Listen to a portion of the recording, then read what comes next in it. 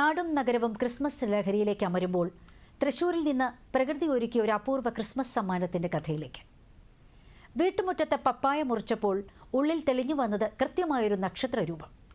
Christmas കാലത്തെ ഈ ദൈവിക അടയാളം കാണാൻ ബന്ധുക്കളും നാട്ടുകാരും തൃശൂർ പുറ്റേക്കര തരകൻ വീട്ടിലേക്ക് എത്തുകയാണ്.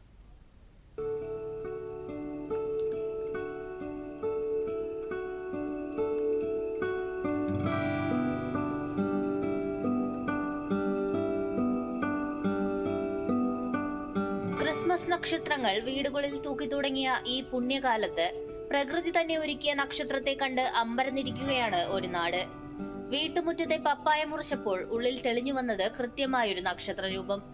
തൃശൂർ ജില്ലയിലെ മുണ്ടൂർ പൊറ്റേക്കരയിലെ തരകൻ ജോയിയുടെ വീട്ടിലാണ് ഈ വിസ്മയ കാഴ്ച. ക്രിസ്മസ് കാലത്തെ ഈ ദൈവിക അടയാളം കാണാൻ ബന്ധുക്കളും നാട്ടുകാരും വീട്ടിലേക്ക് എത്തുകയാണ്.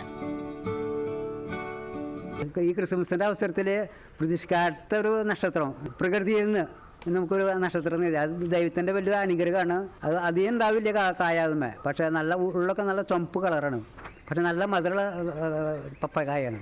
സാധാരണ പപ്പായ മുറിക്കുമ്പോൾ ഉള്ളിൽ വട്ടത്തിലോ നീളത്തിലോ ആണ് വിത്തുകൾ കാണാറുള്ളത്.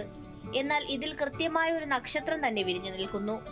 ഈ ഡിസംബർ മാസത്തിൽ തന്നെ ഇങ്ങനെയൊരു കാഴ്ചയുണ്ടായത് ഏവരെയും അത്ഭുതപ്പെടുത്തിയിട്ടുണ്ട്.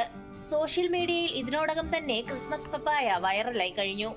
പപ്പായയുടെ ഉൾഭാഗത്തെ ഈ സ്വാഭാവിക വിന്യാസം മനോഹരമായ ഒരു ക്രിസ്മസ് ഓർമ്മയായി മാറിയിരിക്കുകയാണ്.